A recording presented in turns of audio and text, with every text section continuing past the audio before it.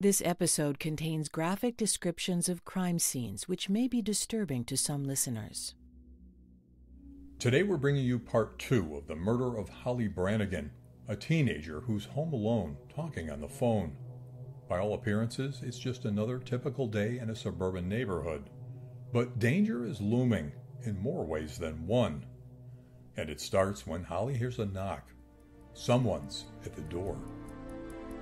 This is APB Cold Case. Here's your host, former police chief Mark Spahn. In part 1, we learned that 17-year-old Holly Branagan was home alone, talking on the phone, when the call was interrupted by a knock at the door. The next day, her body was found lying on the kitchen floor with a knife in her back. That same day, her good friend Sally was picked up at school by police and questioned for hours. The investigation is just getting started. If you haven't already done so, go back and listen to part 1. So now, let's pick up where we left off. Holly Branagan used to babysit for the Dowdle boys, Kurt and Eric, who lived down the street. Here's Eric. Holly was our babysitter. My family became quite a connoisseur of babysitters because my brother and I were hellions. And so we went through them pretty fast. Some stayed, some didn't. Some came back, some ran for the hills. Holly was with us for a period of time, and that's how I met her. We knew where she lived. I'd been to her house. I asked Eric about the Branagan's house. With regard to that house, the Branagan home stood out in our neighborhood because of not only its placement, it stood high being overly dramatic, it stood up on a hill, and it was a very modern architectural style. It's striking home.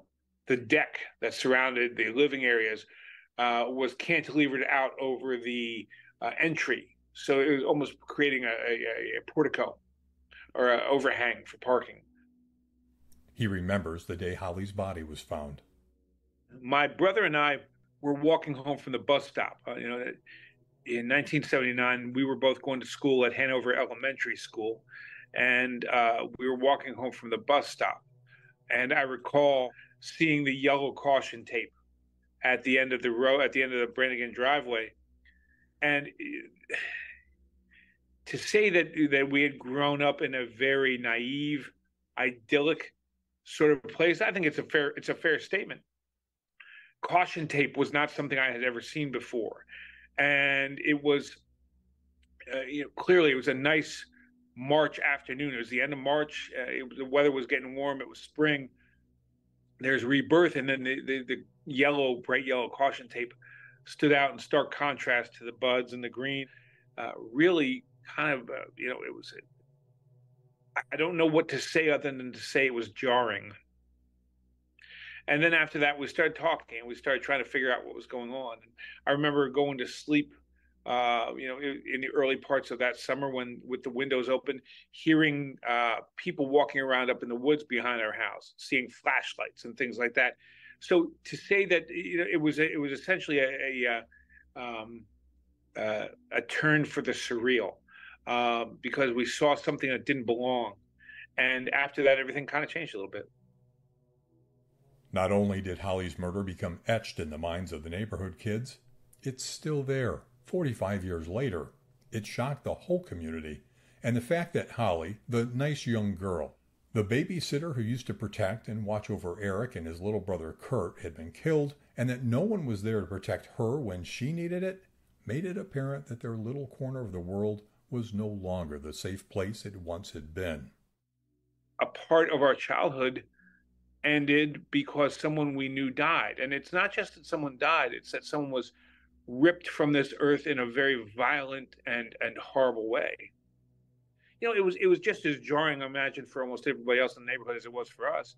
And so people just started talking about it. The next contact, as we talked about it, I remember going into 7th grade, and we talked about it still. And my God, here we are, 45 years later?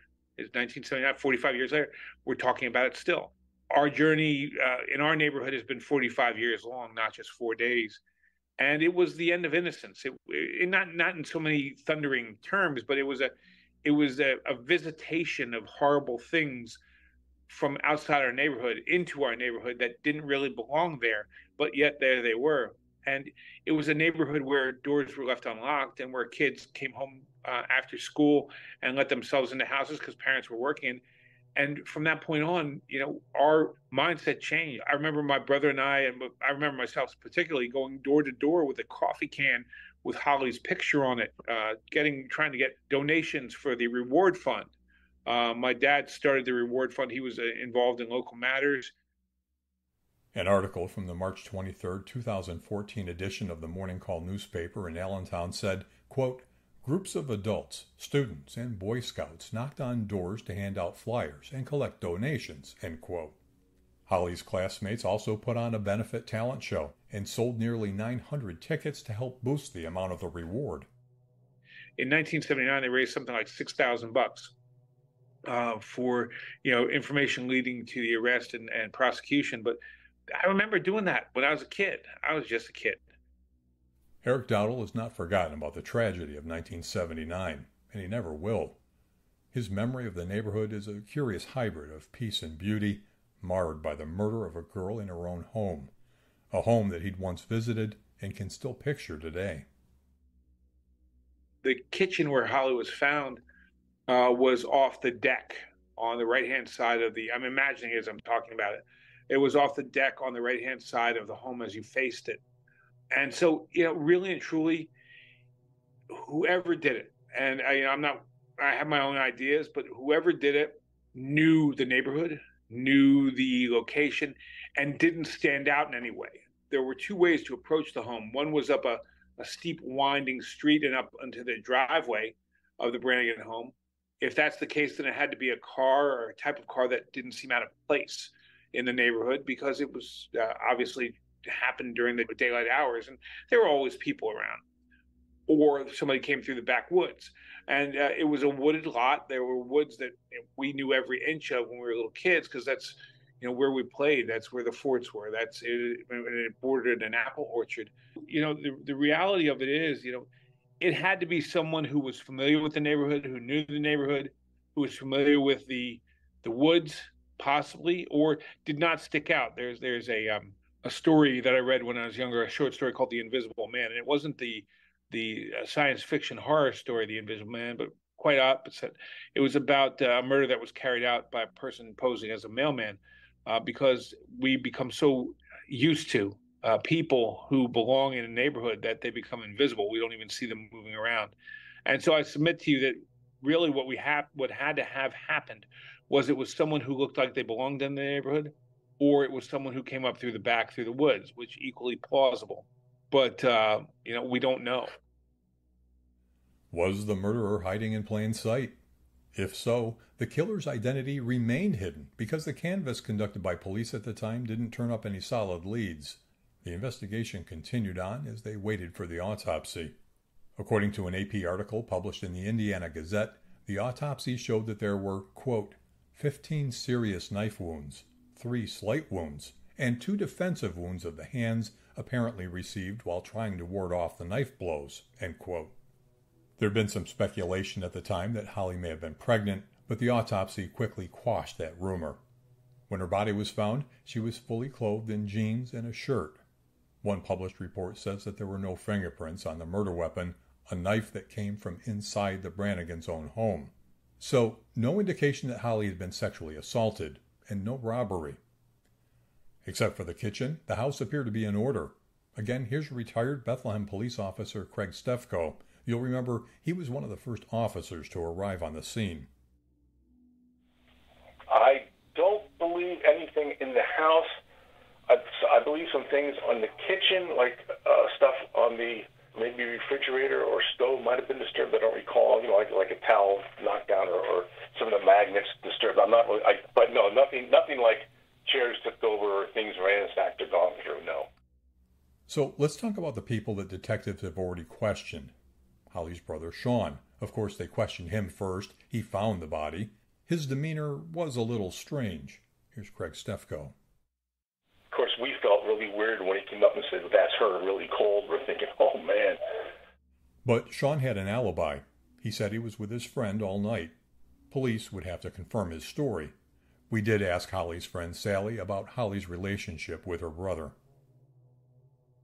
Typical brother-sister. They were close and then they weren't, and then they were close and they weren't. So like when the mom passed away, they got close.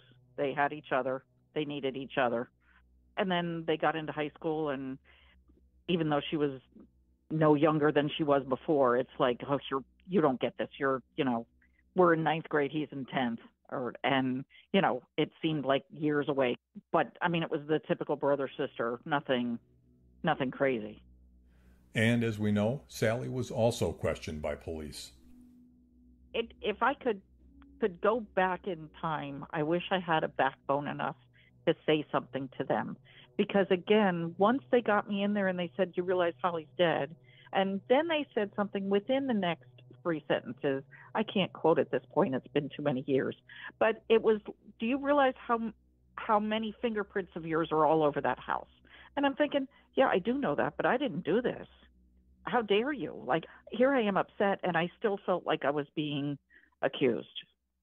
I don't know the exact wording, but I do know that at the time I was now fearful that I was going down for something that I didn't do. Of course, Sally was cleared. Detectives would go on to question many others: Holly's father, other friends, her classmates, the members of the soccer team she managed, including coaches and referees. They needed to find out what was going on in her life. Was she being stalked? Did she have problems with a boyfriend, or maybe someone she was seeing? Was someone infatuated with her? There's a lot we don't know, but let's recap the timeline. On March 28, 1979, at 2:30 p.m., Holly gets home from school. Around 4:30 p.m., Holly's on the phone with a friend when she hears someone knocking at the door. She tells the friend to hold on. A couple minutes later, she picks up the downstairs extension and tells the friend, I have to go. I'll call you back. 4:45 p.m., an employee from Richard Branagan's office tells police that Holly called, asking if her dad had already left for his conference in Atlantic City. The employee says yes. Now, when police enter Branagan's house the next day, the upstairs phone is sitting on Holly's bed, and the handset's off the hook. So how could Holly have called her dad's office, presumably from the downstairs phone at 4:45 p.m., if the phone was off the hook upstairs? We could offer up several scenarios, but it would be speculation, so let's move on. At 5 p.m., Sean calls the house to speak with Holly, but he gets a busy signal. At 11 p.m., Sean calls again, but the line is still busy. And that brings us to Thursday, March 29, 1979. Around 7:30 a.m., Holly's friend Sally stops by the house to pick her up for school. She honks the horn, eventually getting out of the car and ringing the bell. But Holly never appears, and Sally leaves. At 10:40 a.m., Sean and his friend enter the house, where they find Holly dead on the kitchen floor. Was Holly's killer the unknown person who knocked on the door at 4:30 p.m. the day before? And did she know them? It seems quite plausible. Also plausible that she was comfortable enough to let them into her home. After all, there was no sign of forced entry, no robbery, no sexual assault. But why were they in the kitchen? Holly's friend Sally thinks she knows why. I am more under the belief that it was somebody that she had to have known, because again, in that day, the first thing you do is bring somebody up and you say, would you like something to drink or eat? And you sit around a kitchen table and chat. If you went to see Holly, that was the place she took you first. Let's go get a glass of water or lemonade or something, and we'll go from there.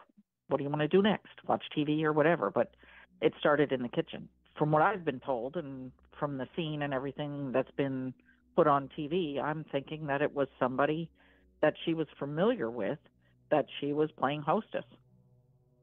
So what happened? Or better said, who happened? How long was the killer in the house?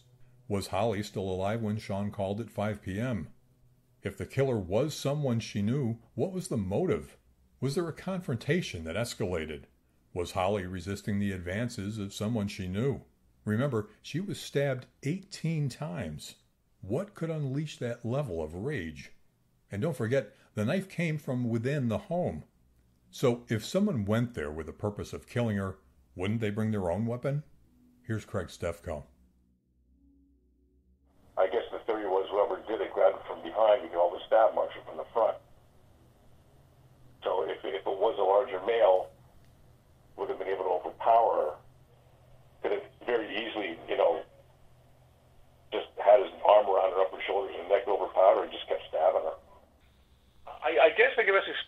was explained to me, it seemed more like a crime of passion because of the intensity and the brutality of 18 stab wounds. Like someone was angry at her or upset or didn't get their way with her or something. That's the best way I can explain it. If you're going to come into my house, and there's an argument, you shoot me, that's one thing, but if you shoot me 5, 6, 7, 8 times, you're pretty mad at me. So that's, apparently, that was the theory. That was just an act of passion. We have no documentation confirming who was and who was not interviewed by police, but as the investigation progressed, detectives eliminated both Holly's brother and father from suspicion.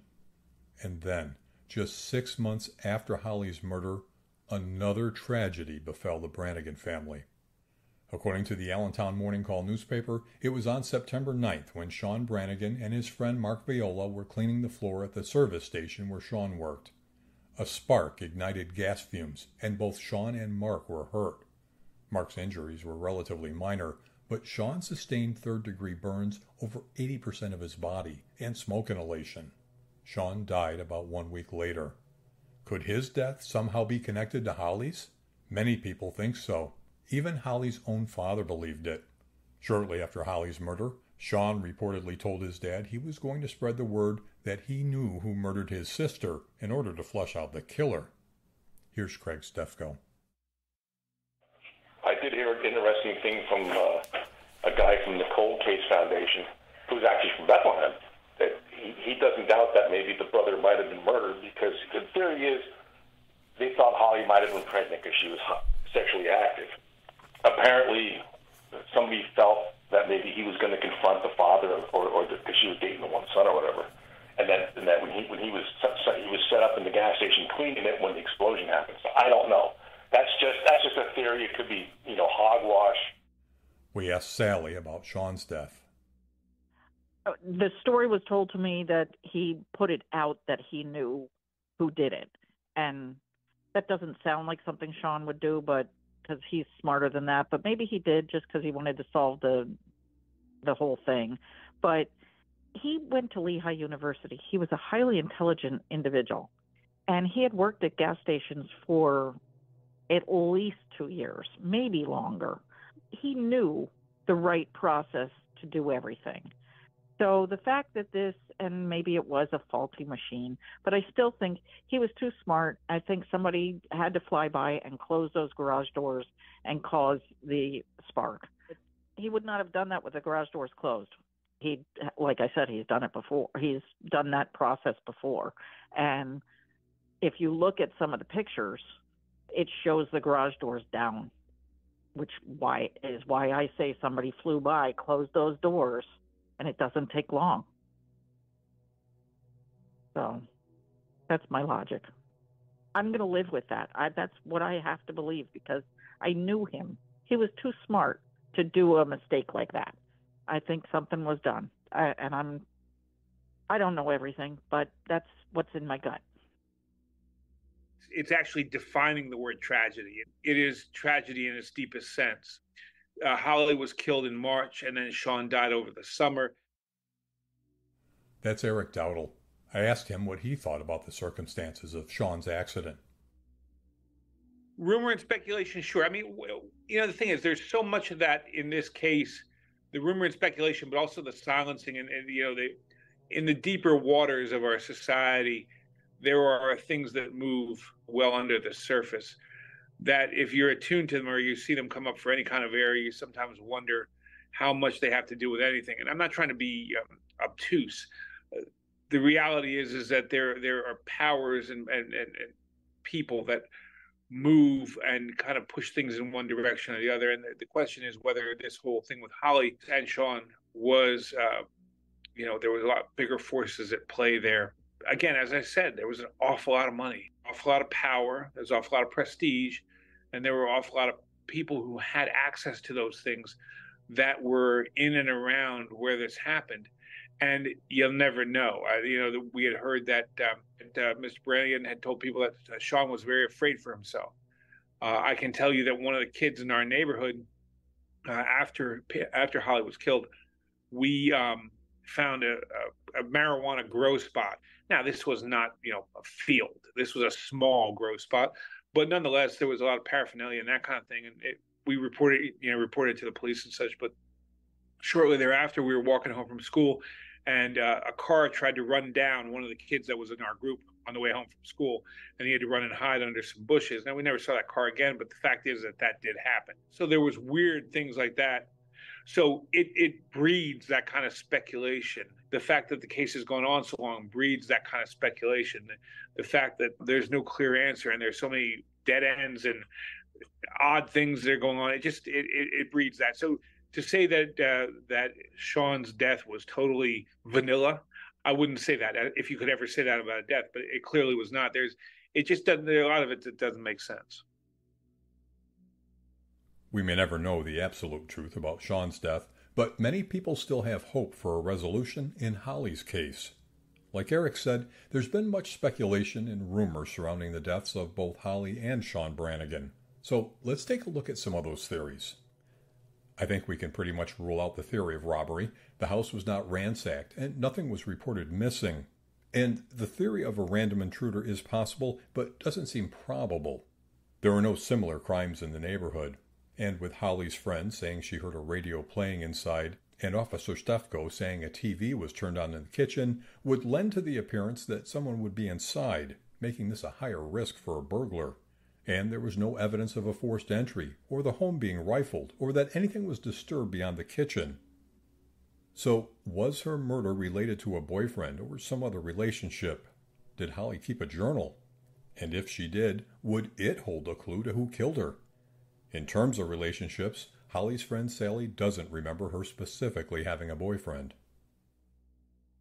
But again, maybe because Holly and I did have different classes, and even though we saw each other and were friends, we weren't as, like, it's, when you're younger, you were really tight. You knew everything, every breath they took and everything they did at 3 o'clock, 4 o'clock, 5 o'clock.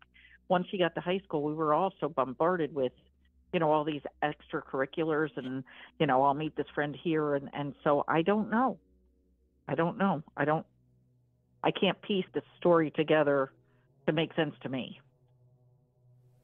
I asked Eric Dowdle if he thought Holly had a boyfriend. I believe she did. Again, if you're asking me if I know from when I was a little kid, or if I know subsequently, when I was a little kid, I had no idea. I mean, as a 12-year-old or younger, you are me-centric. So I really didn't pay much attention to what was going on around me unless it affected me, which unfortunately is the way kids are. But, what I've learned later, I learned everything, everything everybody else has learned. We all have theories, and they're competing theories. There is one theory of an individual who was involved, who is now dead. But we're still trying to get to a place where everybody's comfortable to say it was or it wasn't him. So, was there a boyfriend or an acquaintance of Holly that police were looking into? If authorities did have a particular person of interest or a suspect early on, they weren't talking about it, but the investigation continued on. According to the Indiana Gazette in 1981, a couple years after the murder, a prison inmate named Michael Jezik told police he knew who Holly's murderer was, a 31-year-old petty thief and drug dealer. The informer said he was present when Holly was killed in a secluded area of the woods near her home. The article goes on to say that police were unable to corroborate the man's story, but from what we know about the crime scene, that supposed confession doesn't match up with the facts. As leads dwindled and without enough evidence to positively identify a killer, the case goes cold. According to the Gettysburg Times, in 1986, a suspect profile was created by the FBI's Behavioral Sciences Unit. It does not appear that any part of that report was ever publicly released, but is it leading investigators toward a particular person? In 2009, Northampton District Attorney John Morganelli told the Huntington Daily News that the investigation into Holly's murder had been reopened, and that he was impressed at the work that had been done. He expressed hope that with advancements in DNA science, something not available during the time when Holly was killed, maybe that could help bring an answer. And then, in February 2010, Morganelli impaneled a grand jury to review the case. According to Lehigh Valley Live, more than 35 witnesses testified. In the end, they were able to eliminate suspects, but said there was not enough evidence to result in an arrest. And then on March 23, 2014, Bethlehem police announced they've identified a suspect. Was this the same suspect that retired Bethlehem police officer Stefko mentioned earlier? To be honest with you, the suspect, I don't even know how big he is. As much as I know the name, I don't recall what he looks like if I ever saw him. I'm just familiar with the name and the family. According to a story by news station WPVI in 2019, DA Morganelli said that even with DNA testing on the evidence that remained, and with at least one subject referred to as a person of interest, they were unable to make an arrest. The name of the suspect or person of interest has not been publicly released, though it seems to be known by those who are or have been close to the case throughout the years. In March of 2024, Jim Friedman, a photojournalist for Philadelphia's NBC 10 station, released a feature story on Holly's case. We have a link in our show notes. Here's Holly's friend, Sally. I think Jim has like a suspect in his head, but I can't tie any kind of motive or thought process to it. I have never known who did it. I didn't even have an inkling. It wasn't until grand jury and sitting down again with like Jim Friedman that things were mentioned that started telling me that they were thinking down an avenue. It's so foreign to me, I can't even say, yeah, I can see how that could be. I have no clue that would have worked that way. Eric Dowdle also spoke with Jim Friedman. What's funny with Jim Friedman is he called me out of the blue during COVID, and he told me who he was. And I said, I've been waiting 40 years for somebody to call me and ask me these questions. And that's the honest truth, because, I've been singing the same story to anybody who will listen as long as I can remember. And for the first time, somebody called me to ask me about it. And, this is a gentleman who grew up in Bethlehem who I didn't know before. And we've gotten to become good friends. And I really enjoy his time and his insight into this. And it's really been very helpful. So, again, there are a lot of things that we're still working on. And the amateur sleuths are still out there. But the real detectives are also working on it as well. I want nothing but the best for them. And hopefully we can give Holly some rest. I asked Eric if the murder of Holly Branagan had any influence on his choice of profession. You see, Eric is the first assistant district attorney in Lehigh County, Pennsylvania. I can tell you that, do I think it influenced it? Maybe.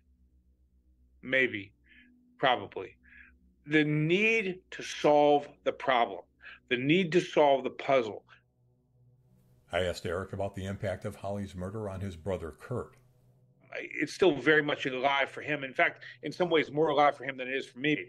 And for my brother, he has really dug deep, far deeper than I did. And we've been commiserating on a lot of things and talking about a lot of things. And I'm anxious to see where everything goes with the case.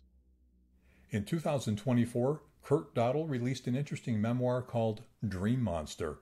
I learned about the book after my interview with Eric Dowdle.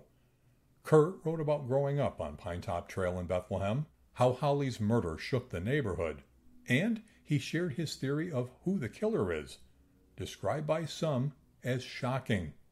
I was curious if Sally had read the book. Yes, Jim Friedman called me and told me I needed to buy it. So I'm not sure I absorbed all of it. And then my husband read it. He was in high school with us, and he knew Holly as well.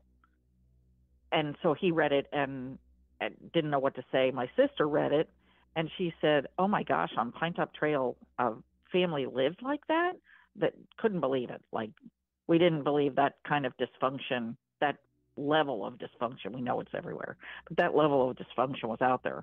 My brother, on the other hand, read it and said, that makes perfect sense. I believe that's who did the murder. I'm like, Holly never talked about the Dowdle family to me that much, except that she was babysitting.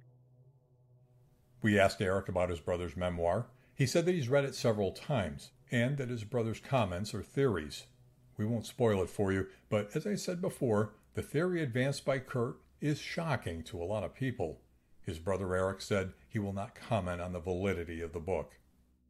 Holly's dad, Richard, passed away in March 2016 without ever knowing who murdered his daughter. Holly's friend Sally attended his funeral. He was like a second father to me. So I went to his funeral, and it amazed me. It was the right thing to do. But apparently he had life number 1 and life number 2, because not one thing in the bulletin or in the service talked about Holly and Sean or that era. But it was kind of rough for me. Luckily, I saw some of my old neighbors, and so I'm sure he did change a little bit for the new wife and the losing his old life. Holly's immediate family is all gone now, but Sally still wants justice for her friend. You're getting me to tear up. Oh my gosh, I would be so thankful. I need to understand this. I don't like walking around not knowing. I mean, yes, I do believe that probably the person that did this is gone, could be passed away. But it's still fear of the unknown, fear of the unsolved, fear of any of those words that you want to use. It just keeps looming over. And I also feel that if we could solve the Holly side of life, we could solve the Sean side, because I still believe that that's hokey. His death, I don't believe, was an accident. I never have. And I'm thinking that if we get the Holly side solved, maybe someone could prove to me once and for all that Sean was an accident or not an accident. I would like that question answered as well. Sometimes the passage of time is a way of distorting our perceptions. The 3 Mile Island disaster wasn't the beginning of the end of the world that some thought it was back then. But the murder of Holly Branagan is still as real and tragic today as it was in 1979. Eric Dowdle, the now grown-up little boy who Holly used to babysit, told us that the riddle of Holly's murder has become an indelible part of his life. Well, first of all, I'm thankful that you called. I'm honored that I have the opportunity to speak with you. I really, on some level, I wanted to come to a conclusion because I want to be able to pack it away and know that it's done. On another level, I don't, because it's something that I've always wanted to know what happened. And the question is whether the journey or the destination is more important. It's something my brother and I have talked about. And whatever the answer is, but there's got to be an answer. I've spent since age 12 looking for it. Again, not every day, not the intrepid investigator, but it's like carrying a weight with you that's always there. It nags every once in a while, but it's you understand it. I'd like to get to the end of it. Since 1979, people have been waiting for the end of this story. They still want an answer to who killed Holly. And if authorities can get that answer, will it shed a light on Sean's death? Was he silenced because of what he knew or claimed to know? At one point in the investigation, there was hope that DNA might bring police closer to the end. It hasn't happened yet. But DNA science continues to evolve. Could there still be hope for this case through the physical evidence? Or will someone come forward with the clue that will finally close this case? If you have any information about the murder of Holly Branagan, call the Bethlehem Police Tips Line at 610-691-6660. Thanks for listening to APB Cold Case. Tell us about your cold case at apbcoldcase@spawngroup.com. APB Cold Case is an original Spawn Group production.